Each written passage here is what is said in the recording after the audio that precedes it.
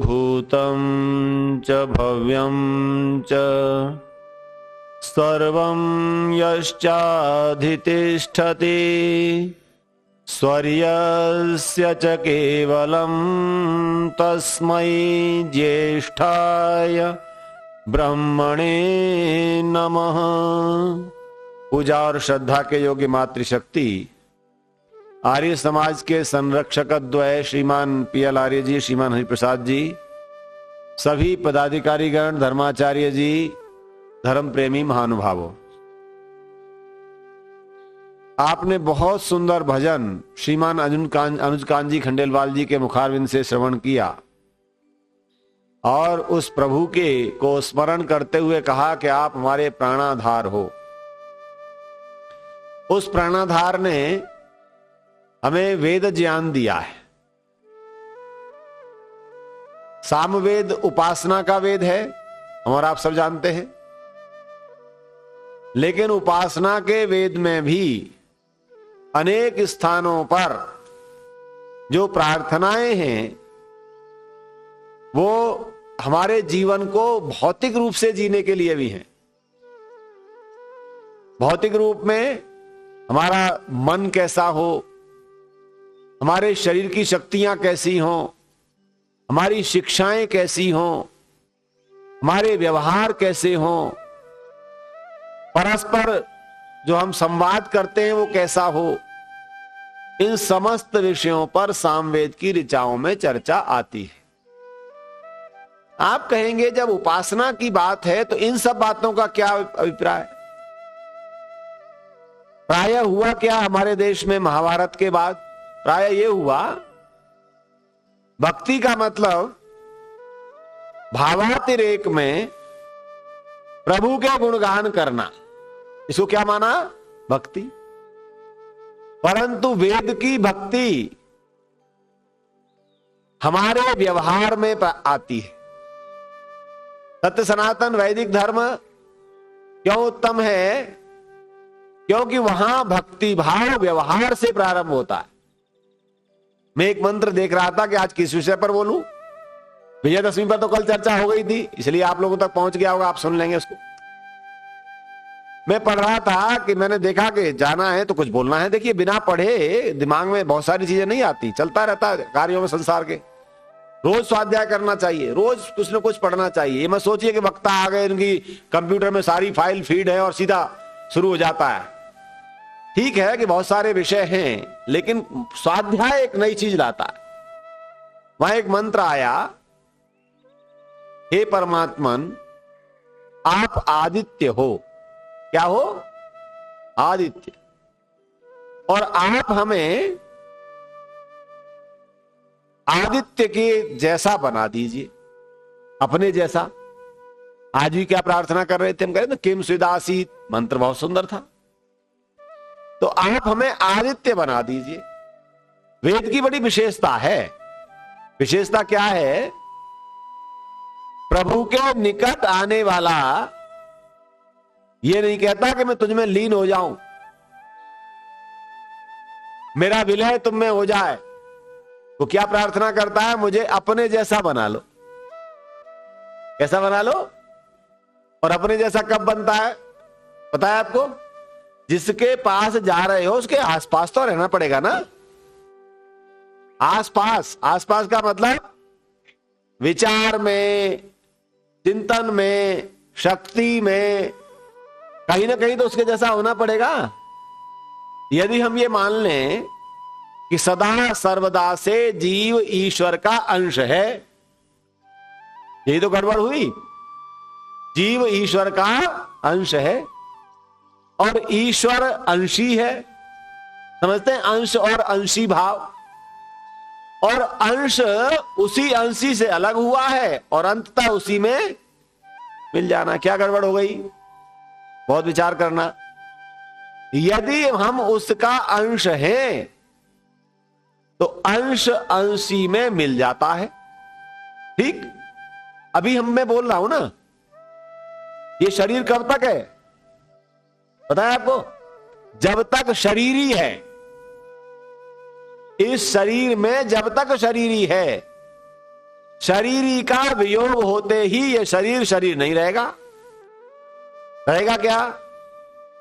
तो फिर अंश और अंशी की जो हम कह रहे हैं, यहां शरीरी का मतलब ये शरीर मेरा जड़ है, परंतु कैसा लग रहा है? चेतन जैसा लग रहा है ना, संकेत मात्र से हाथ हिल जा रहा है, लेकिन शरीरी के जाते ही ये शरीर नहीं रहेगा। अब बात ये आती है, शरीरी से अलग हुआ है शरीर नहीं है, ध्यान देना, शरीरी से अलग हुआ है शरीर नहीं है।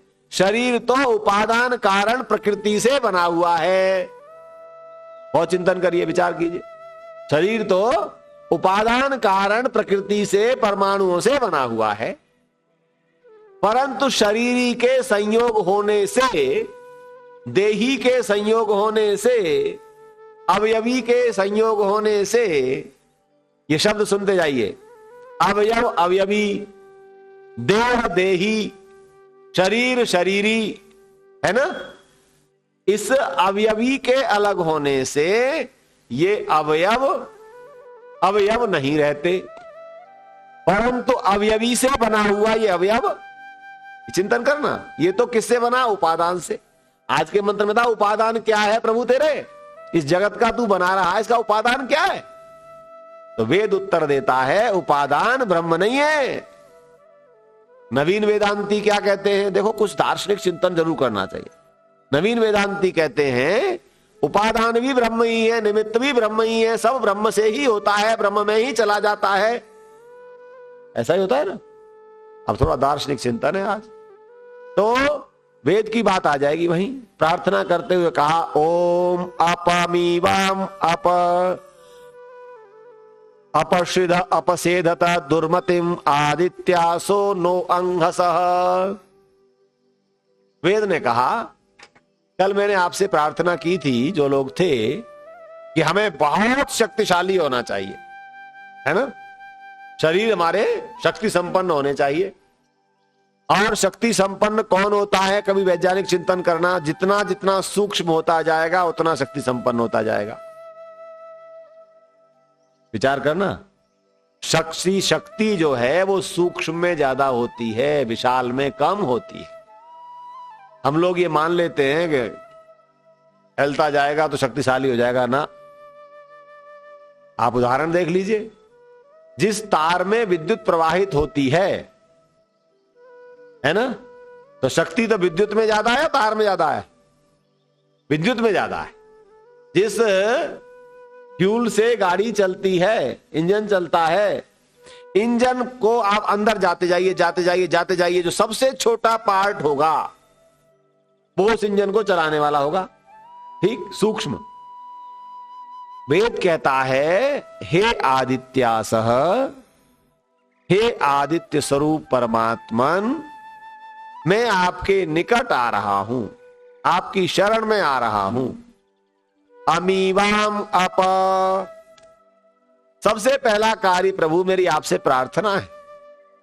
अमीवाम रोगम, अमीवा का मतलब रोग, रोगों से मुझे दूर कर दीजिए। पहली प्रार्थना क्या करनी है? मुझे रोगों से दूर कर दीजिए। पहली प्रार्थना कर रहा वेद मंत्र कहता है ये। वैसे तो बहुत सारे मंत्रों में प्रार्थनाएं हैं। मुझे आदित्य स्वरूप परमात्मन निरोगी बना दीजिए, तभी तो मैं कह पाऊंगा तच्चक्षुर्देवहितम पुरस्तात् शुक्रमुच्चरत पश्येम सरदः शतम जीवेम सरदः शतम। घर में बैठे बैठे कभी ताना बाना आता है दिमाग में कि नहीं? बुनते रहते हो कि नहीं? बोले इसमें पश्चिम पहले कहा, जीवेम बाद में कहा। कभी विचार आया? अनुज कान जी, आज बहुत सारे प्रश्न पैदा करके जाना है। क्या कह रहा है मंत्र? पहले कह दिया पश्चिम सरदः शतम। अरे पहले जीवे में कहना चाहिए था ना। विचार कीजिएगा, जिस जीवन में दृष्टि नहीं है ना, वो जीवन नहीं है। जिस जीवन में दृष्टि का मतलब दो चीज लेनी पड़ेगी, केवल आंखों की नहीं, केवल आंखों की नहीं। भाई साहब आगे आइए ना, कुर्सी खाली है, लोग आगे के लिए दौड़ परेशान है, आप पीछे जा। क्या कहा जा गया? जीवन में पहले मुझे दृष्टि चाहिए, विजन चाहिए, मेरा जीवन किस लिए है, क्यों 100 साल जीना चाहता हूं, जीवे में सर्वदर्शतम तो अगली बात करूंगा, पहले मुझे दृष्टि दीजिए। क्या दृष्टि दीजिए? आखिर ये जीवन है क्यों? क्या कभी प्रश्न करते हैं अपने आप से हम, किस लिए आया जगत में मैं? क्या इसी उधेड़ बुन के लिए आया जिसमें लगाऊं? इसलिए पहले मुझे पश्चिम दृष्टि दे दीजिए, मेरे 100 वर्ष जीना सब सार्थक होगा। महर्षि दयानंद जी 59 वर्ष तो जिए, जगतगुरु शंकराचार्य 32 वर्ष तो जिए हैं। बड़े बड़े विद्वानों को आप चिंतन कीजिए, उन्होंने प्रार्थना तो उन्होंने भी की 100 वर्ष की, हम भी करते हैं, वेद में कहा गया है, परंतु दृष्टि थी तो आज भी हमारे बीच में है।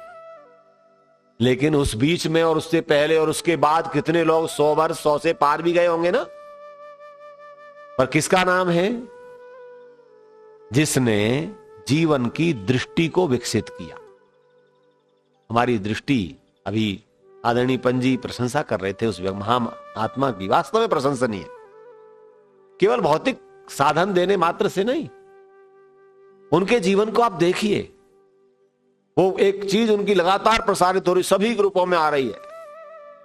जिस व्यक्ति ने कहा कि आपको अच्छी तरह देखना चाहता हूं, आपने पढ़ ली होगी, सबने पढ़ी, सबने कि नहीं? मैं आपको देखना चाहता हूं, बोले क्यों? कि स्वर्ग में जब आप मिलो तो आपको पहचान सकूं कि मेरा भगवान जगत में ये था। वो लंबी कहानी आपने पढ़ लेना, उस पर पढ़ लेना उसको। ऐसा कैसी दृष्टि! कोरोना काल आया, 1500 करोड़ भारत सरकार को दिया। और एक विशेष बात बता दूं, अगर उनकी टोटल असेट और उनको देखा जाए तो उद्योगपति जो भारत के हैं, सो कॉल्ड 10वें नंबर पर, 5वें 6ठे नंबर पर, वो उनके सामने कुछ नहीं है, वर्थ उनकी जो है। लेकिन उसने कभी भी अमीरों की सूची में शामिल होना स्वीकार, इसे कहते हैं जीवन की दृष्टि। जीवन की दृष्टि इसे कहते हैं, जहां पर मुझे अमीरों में शामिल नहीं होना, मुझे विद्वानों में शामिल नहीं होना, मैं विद्यार्थी बने रहना चाहता हूं। ये दृष्टि बनाइए। मुझे बहुत बड़े पदों और अधिकारियों में शामिल नहीं होना, मैं कार्यकर्ता बने रहना चाहता हूं, मैं दरी बिछाना चाहता हूं। लोग दे दे, लेकिन हमें कामना नहीं करनी। तो क्या कहा? ये दृष्टि आएगी तो क्या बनूंगा मैं? निरोगी बनूंगा। ध्यान रखना, ये जीवन में रोग आ रहा है ना, ये दृष्टि दोष के कारण आ रहा है। और आ गए तो लड़ो, भगा दो। आते तो हैं, लेकिन रोगों को लड़के भगाना है। मुझे कई लोग फोन करते, अब कैसा है जी घुटना आपका? मैंने कहा दौड़ रहा हूं, पहाड़ पे भी चल रहा हूं। आया था ना तगड़ा रोग, आया था, बहुत भयानक आया था। पंजी रोज कहते थे आइए आपका पॉइंट दबा दूं, मेरा मूड़ा रखते थे, मैं ऐसे बैठ के बात कर रहा हूं आपसे। रोग आए तो मेरी शक्ति के सामने भाग जाए। इसलिए वेद कहता है मुझे ऐसी दृष्टि दीजिए, अप अमीवाम अपश्रिधम, क्योंकि शक्ति की कामना की थी कल हमने क्या कहा था ना, हम अस्माकम वीरा उत्तरे भवन्तु वीर भोग्या वसुंधरा। वेद में अनेक प्रार्थनाएं की गई हैं, राष्ट्र की रक्षा के लिए हम सब शक्ति संपन्न हो। शस्त्रेण रक्षिते राष्ट्रे शास्त्र राष्ट्रे शास्त्र चर्चा प्रवर्तते, हमारे सैनिक शक्तिशाली हो, है ना। क्या प्रार्थना करते हैं आप? ब्राह्मणों का हिंदी बोलते हैं ना अनुवाद, कभी कभी पंडित जी उसको सुनाया कीजिए। ब्राह्मण नहीं, हिंदी में, ब्राह्मण स्वराष्ट्र में हो, द्विज ब्रह्म तेजधारी, क्षत्रिय महारथी हो, हरिदल विनाशकारी। क्या प्रार्थना लिखी है? राष्ट्र की जब हम प्रार्थना करे बैठे तो हमारी ब्राह्मण शक्ति अर्थात विचार शक्ति, ज्ञान शक्ति भी बहुत उत्तम हो, और क्षत्रिय महारथी हो, हरिदल विनाशकारी। एक कहानी मुझे याद आ गई, थोड़ा समय लूंगा आपका। एक नगर में एक व्यक्ति जो है पहलवानी करता था। कल भी मैंने कहा था शक्ति संपन्न होना, पहलवान होना अच्छी बात है। तो मुझे बाहर निकल के हमारे आर्यजन पूछ रहे थे आपने इसके संकेत किया था क्या इसकी ओर? मैंने कहा केवल पहलवानी, घुटनों में शक्ति, दिमाग न चला जाए। पहलवानी, ऐसा ही पहलवानी करता था। पूरे दिन दूध पीना, दंड बैठक लगाना, पड़े रहना, लोग उसे देते थे, व्यायामशाला में रहता था। तो उस छोटे से राज्य का सम्राट जब वहां से गुजरता था तो क्या करता था वो पहलवान? जिस हाथी पर सम्राट गुजर रहा है उसकी पूंछ पकड़ लेता था और पूंछ पकड़ खड़ा हो जाता था पैर टेक करके, और हाथी आगे नहीं बढ़ पाता था। हाथी का महावत उसको खूब मारता, लेकिन वो बढ़ता ही नहीं। फिर सम्राट कहता भाई मुझे जाना है, जाने तो छोड़ देता, चला जाता। तो एक दिन राजा सम्राट ने अपने अमात्य से, मंत्री से कहा कि मैं बड़ा परेशान हूं इस आदमी से, किसी साधु से पूछो इसका उपचार क्या करें। ये क्या करता है, जब भी मैं वहां से और वहां से गुजरना आवश्यक होता है मुझे, वो हाथी पूछ पकड़ लेता है, क्योंकि वो तो पहलवान है, शक्ति तो उसमें बहुत है ना, लेकिन ये मस्तिष्क नहीं है, विचार नहीं है, दृष्टि नहीं है, क्या करना है। तो एक संत के पास गए, स्वामी जी महाराज बताओ जरा उपचार बताओ, संतों के पास जाने से थोड़ा उपचार मिल जाते हैं। तो संत ने कहा कोई बात नहीं, ऐसा करते हैं उसको बुला लेते हैं, और आपके सामने नहीं बात करेंगे, अकेले में बात करेंगे उससे। बात करते हुए कहा भाई कितना दूध पीते हो, बोले 10-12 लीटर। कितना बादाम खाते हो, बोले इतना। खर्चा, बोले दे देते सब लोग। तो बोले तुमको मैं एक छोटा सा काम बता रहा हूं, काम करना है तुमको। और उस समय चांदी का रुपया होता था, आप हमारे बुजुर्ग बैठे उन्होंने देखा होगा, 1 रुपया रोज मिला करेगा इस काम का। बोले काम वाम मैं नहीं करता, काम करेंगे पागल लोग है ना, अजगर करे न चाकरी, पंछी करे न काम है, और दास मलूका कह गए सबके दाता राम, बोल दिया। बोले मैं काम वाम नहीं करता, ये काम वाम तो दूसरे लोग करेंगे। तो बोले नहीं, काम ऐसा है कि तुम कर पाओगे। बोले क्या, अच्छा चलो बताओ क्या है। बोले कुछ नहीं, जिस मंदिर में तुम बैठे रहते हो, हनुमान जी के मंदिर में, जहां व्यायामशाला तुम्हारी है, दूध पीते हो, वहीं रहना है। करना क्या है, बोले सुबह 6 बजे दीपक को बुझा देना है, और शाम को 6 बजे दीपक को, और कुछ भी नहीं करना तुमको। बोले इसका 1 रुपया मिला करेगा रोज चांदी का। दिमाग थोड़ा तो दिमाग था, सोचा यार ये तो बहुत बढ़िया काम है, जहां पढ़ाई रहता हूं वहां दीपक बुझा दिया करूंगा, दीपक जला दिया करूंगा, 1 रुपया मिलना शुरू हो गया। संत ने कहा 1 महीने तक राजन वहां से गुजरना नहीं है आपको, चाहे कितने ही रास्ते जरूरी हो, वहां से नहीं गुजरना। अब 1 महीना हो गया, वो रोज देखता राजा नहीं आया, पूछ पकड़नी थी हाथी की। अब 1 महीने बाद कहा कि अब जाओ आप। जैसे ही राजा गए, पहलवान की तो बातें खिल गई, बोले आ गया, और पूंछ पकड़ी नहीं थी कि फिसल गया, और हाथी खींचता हुआ चला गया उसको। राजा ने कहा हमने तो पैसा भी देना शुरू किया है, ध्यान देना, खाना और बढ़ाया होगा इसने, पर ये क्या हो गया। तो फकीर ने कहा राजन थोड़ा सा रहस्य है। क्या। बोले तुमने पैसा भी दिया, उसके बाद इसकी शक्ति कहां चली गई, अब तो हाथी खींचे जा रहा है इसको, फिसल गया बुरी तरह से। बोले कुछ नहीं महाराज, दुनिया में शक्ति से धीन करना है ना किसी को, तो एक ऐसा करो, क्या कर दो, चिंता दे दो। अब ये सुबह 6 बजे चेकता रहता, 6 बज गए क्या, 6 बज गए क्या, दिया बुझाने के लिए, और शाम को चिंतित होता रहता 6 बज गए क्या। बस इसने चिंता ली है, शक्ति पूरी खा रहा है, खा सब कुछ रहा है, लेकिन इसने क्या ले ली, एक चिंता ले ली, अब इसकी शक्ति गई। भक्ति क्या करती है, ध्यान रखना, भक्ति चिंता मुक्त करती है। आप जितने लोग बैठे हैं ना, विचार कीजिए, चिंता तो होती होंगी ना, लेकिन जो ईश्वर भक्त हो जाता है वो किसी परिस्थिति की मनस्थिति पर हावी नहीं होने देता, किसी भी परिस्थिति को। ध्यान देना, ऋषिवर देव दयानंद जब समाज के उपकार में लगे हैं, मैंने कल कहा था विजयादशमी कौन मनाएंगे, है क्या कहा था, विजयादशमी मनाने का अधिकार हम सबको नहीं है, ध्यान रखना। जब तक हमने भक्ति की शक्ति के द्वारा अपने जीवन को पुष्ट नहीं किया, केवल शरीर की शक्ति नहीं, शरीर की शक्ति क्षीण हो जाती है यदि हमारी प्रार्थना और भक्ति की शक्ति कम हो जाती है। तो चिंतन क्या करता है, वैदिक चिंतन चिंता मुक्त करता है।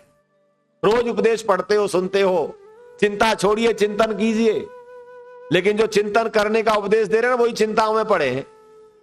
हो रहा है ना जगत में, किसी का नाम नहीं ले रहा, जो चिंता छोड़ने का उपदेश देते हैं बड़े बड़े मंचों पर, वो चिंता में पड़े, कई बार कह जाते हैं 10,000 करोड़ का पहुंच चुका हूं, अगली बार 20,000 करोड़ पर पहुंचूंगा। तो बताओ चिंता होगी कि नहीं, पहुंचते कि नहीं।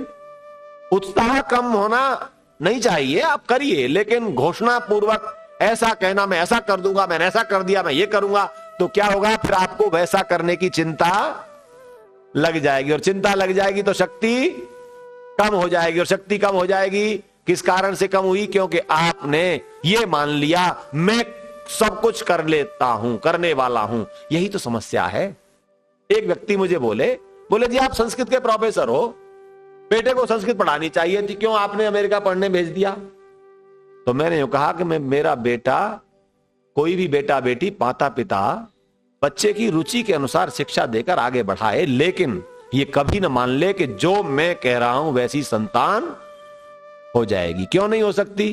प्रत्येक इंडिविजुअल आत्मा जन्म जन्मांतर के संस्कार, शिक्षा आदि लेकर आ रहे। हां, इतना मैं कह सकता हूं कि वो कुछ भी बने, वो न तो अभक्ष्य पदार्थों का सेवन करेगा, न पाखंड के साथ जाएगा। इतने संस्कार देने का काम तो हम कर सकते हैं, लेकिन हम ये कहते हैं हम ही यही बना देंगे, हम ऐसा कर देंगे, वो कभी गलतफहमी नहीं पालनी, क्योंकि मेरा परमपिता परमात्मा भी तो सब कुछ देता है, फिर भी क्या अपने वैसा बना लेता है? अब फिर वही बात आ जाएगी, अपश्रिधम अपसेधता दुर्मतिम। हे परमात्मन, मेरे अंदर से मंत्र पूरा करना है। अपश्रिधम, हिंसक वृत्ति को दूर कर दीजिए। किसी की बात काटने की मेरे अंदर हिंसा ना आए। हिंसा का मतलब केवल मारना नहीं है, किसी के विचार की हत्या करने की भी हिंसा ना आए, है ना? किसी को किसी प्रकार का कष्ट देने की भी हिंसा भावना आए।